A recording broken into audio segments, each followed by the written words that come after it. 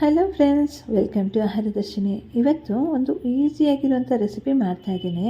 ಇದನ್ನು ನೈಟ್ ಡಿನ್ನರಿಗೆ ಕೂಡ ಮಾಡ್ಕೋಬೋದು, ಬೆಳಗ್ಗೆ ಬ್ರೇಕ್ಫಾಸ್ಟಿಗೆ ಕೂಡ ಮಾಡ್ಕೋಬೋದು. ಲೈಟ್ ಫುಡ್ ತಿಂತಾರಲ್ಲ ನೈಟ್ ಅಂಥವ್ರಿಗಂತೂ ತುಂಬ ಚೆನ್ನಾಗಿರುತ್ತೆ ಈ ರೆಸಿಪಿ. ಮತ್ತು ಅಡುಗೆ ಮಾಡೋಕ್ಕೆ ಬರಲ್ಲ ಅಂತ ಹೇಳೋರು ಕೂಡ ಈ ರೆಸಿಪಿನ ಈಸಿಯಾಗಿ ಮಾಡ್ಕೋಬೋದು. ಮತ್ತು ಇದರಲ್ಲಿ ಸೊಪ್ಪು ತರಕಾರಿ ಎಲ್ಲ ಬೇಕಾಗಿರೋದಿಲ್ಲ, ತುಂಬ ಹೆಲ್ದಿ ಕೂಡ ಜೊತೆ ತಿನ್ಬೋದು. ಒಂದು ಸಲ ಮಾಡಿ ನೋಡಿ, ಇಲ್ಲಾಂದರೆ ಹಾಗೆ ಮತ್ತೆ ಮಾಡಿ ಚೆನ್ನಾಗಿರ್ತೀರ. ಬನ್ನಿ ಹೇಗೆ ಮಾಡೋದು ಅಂತ ನೋಡೋಣ. ಆದರೆ ಅದಕ್ಕೂ ಮೊದಲು ನನ್ನ ಚಾನಲ್ನ ಸಬ್ಸ್ಕ್ರೈಬ್ ಮಾಡ್ತೀರಲ್ಲ, ಸಬ್ಸ್ಕ್ರೈಬ್ ಮಾಡಿ ನನಗೆ ಸಪೋರ್ಟ್ ಮಾಡಿ. ಬನ್ನಿ ತಡ ಮಾಡಿದೆ ರೆಸಿಪಿ ಸ್ಟಾರ್ಟ್ ಮಾಡೋಣ. ಮೊದಲಿಗೆ ಇಲ್ಲಿ ಹೆಸರು ಬೇಳೆನ ನೆನೆಸಿಟ್ಕೊಂಡಿದ್ದೀನಿ. ಒಂದು ಅರ್ಧ ಕಪ್ಪಷ್ಟು ಹೆಸರು ಬೇಳೆನ ಚೆನ್ನಾಗಿ ನೆನೆಸಿಟ್ಕೋಬೇಕು. ಫುಲ್ ಸ್ಮೂತ್ ಆಗಬೇಕು, ಆ ಥರ ನೆನೆಸಿಟ್ಕೋಬೇಕು. 2 ಗಂಟೆಗಳ ಕಾಲ ನೆನೆಸಿಟ್ಕೋಬೇಕು. ನಂತರ ಅದನ್ನು ನೀರೆಲ್ಲ ತೆಗೆದು ಸ್ವಲ್ಪ ಕ್ರಷ್ ಮಾಡ್ಕೋಬೇಕು. ಮಿಕ್ಸಿ ಜಾರಿಗೆ ಹಾಕಿ, ಫೈನ್ ಪೇಸ್ಟ್ ಏನು ಬೇಡ. ಹಾಗೆ ಸ್ವಲ್ಪ 1-2 ರೌಂಡು ಮಿಕ್ಸಿನ ರನ್ ಮಾಡ್ಕೋಬೇಕು. ಅಷ್ಟು ಗ್ರೈಂಡ್ ಮಾಡಿದ್ರೆ ಸಾಕಾಗುತ್ತೆ.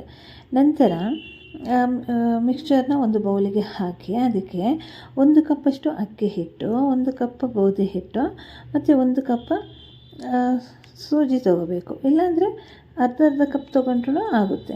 ನಮಗೆ ಇಲ್ಲಿ ಕ್ವಾಂಟಿಟಿ ಇಷ್ಟೇ ಹಾಕೋಬೇಕು ಅಂತೇನಿಲ್ಲ, ನಮಗೆ ಹೇಗೆ ಬೇಕೋ ಅಷ್ಟು ಹಾಕೋಬೋದು. ಜಾಸ್ತಿ ಮಾಡಬೇಕು ಅಂದರೆ ಎಲ್ಲನೂ ಜಾಸ್ತಿ ಹಾಕೋಬೇಕಾಗುತ್ತೆ. ನಂತರ ಇದಕ್ಕೆ ಸ್ವಲ್ಪ ಧನಿಯಾ ಸೊಪ್ಪು, ಮೆಂತ್ಯ ಸೊಪ್ಪನ್ನೆಲ್ಲ ಸಣ್ಣಗೆ ಕಟ್ ಮಾಡಿ ಹಾಕ್ಕೊಂಡಿದ್ದೀನಿ. ನಂತರ ಕರಿಬೇವಿನ ಸೊಪ್ಪು ಕೂಡ ಸಣ್ಣಗೆ ಕಟ್ ಮಾಡಿ ಹಾಕ್ಕೊಂಡಿದ್ದೀನಿ. ನಂತರ 1 ಈರುಳ್ಳಿನ ಸಣ್ಣಗೆ ಕಟ್ ಮಾಡಿ ಹಾಕ್ಕೊಂಡಿದ್ದೀನಿ. ನಂತರ ಸ್ವಲ್ಪ ಜೀರಿಗೆ, ಅರಿಶಿನ ಪುಡಿ, ಗರಂ ಮಸಾಲ ಮತ್ತು ಖಾರಕ್ಕೆ ಖಾರ ಪುಡಿ ಹಾಕೋಬೇಕಾಗುತ್ತೆ. ಮತ್ತು ಸ್ವಲ್ಪ ರುಚಿಗೆ ತಕ್ಕಷ್ಟು ಉಪ್ಪನ್ನು ಹಾಕೋಬೇಕು. ಮತ್ತು ಶುಂಠಿನ ಸ್ವಲ್ಪ ತುರಿದು ಹಾಕೋಬೇಕಾಗುತ್ತೆ. ಎಷ್ಟು ಹಾಕ್ಕೊಂಡಿದ್ದೀನಿ ಅಂತ ಇಲ್ಲಿ ಮೆನ್ಷನ್ ಮಾಡಿದ್ದೀನಿ. ಮತ್ತು ಇದನ್ನೆಲ್ಲ ಹಾಕಿ ಸ್ವಲ್ಪ ಎಣ್ಣೆ ಹಾಕೋಬೇಕು.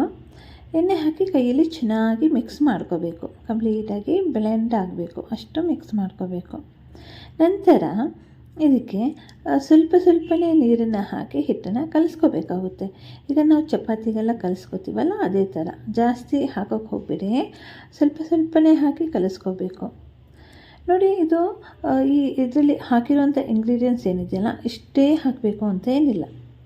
ಎಷ್ಟು ಬೇಕು ನಮಗೆ ಮನಸ್ಸಿಗೆ ಬಂದಷ್ಟು ಹಾಕೋಬೋದು. ಅಂದರೆ ತರಕಾರಿ ಸೊಪ್ಪೆಲ್ಲ ಇದೆಯಲ್ಲ, ಜಾಸ್ತಿ ಬೇಕಾದರೂ ಹಾಕೋಬೋದು.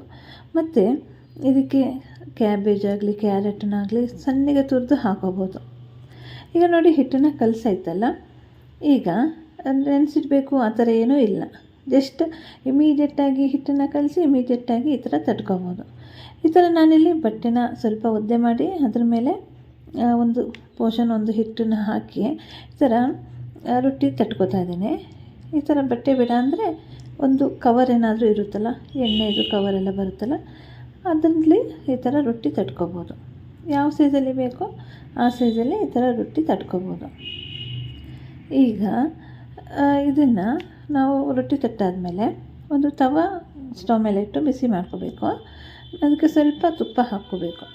ನಂತರ ಈ ರೊಟ್ಟಿನ ಈ ಥರ ಹಾಕೋಬೋದು. ನೋಡಿ, ಈ ಥರ ಬಟ್ಟೆಯಲ್ಲಿ ಮಾಡಿದ್ರೆ ಈಸಿಯಾಗಿ ರಿಮೂವ್ ಆಗುತ್ತೆ ಮತ್ತು ಈಸಿಯಾಗಿ ತವ ಮೇಲೆ ಹಾಕೋಬೋದು.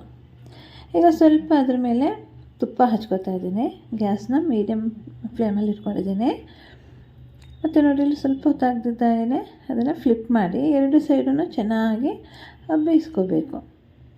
ಇದು ಹೆಸರು ಬೇಳೆ ಮತ್ತು ಮೆಂತ್ಯ ಸೊಪ್ಪು ಎಲ್ಲ ಒಳ್ಳೆಯದಲ್ವ ಹೆಲ್ತಿಗೆ.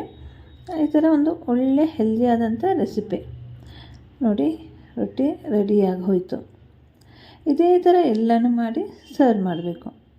ನೋಡಿದ್ರಲ್ಲ ಎಷ್ಟು ಈಸಿಯಾಗಿ ಒಂದು ಹೆಸರು ಬೇಳೆ ರೊಟ್ಟಿ ಮಾಡ್ಬೋದು ಅಂತ.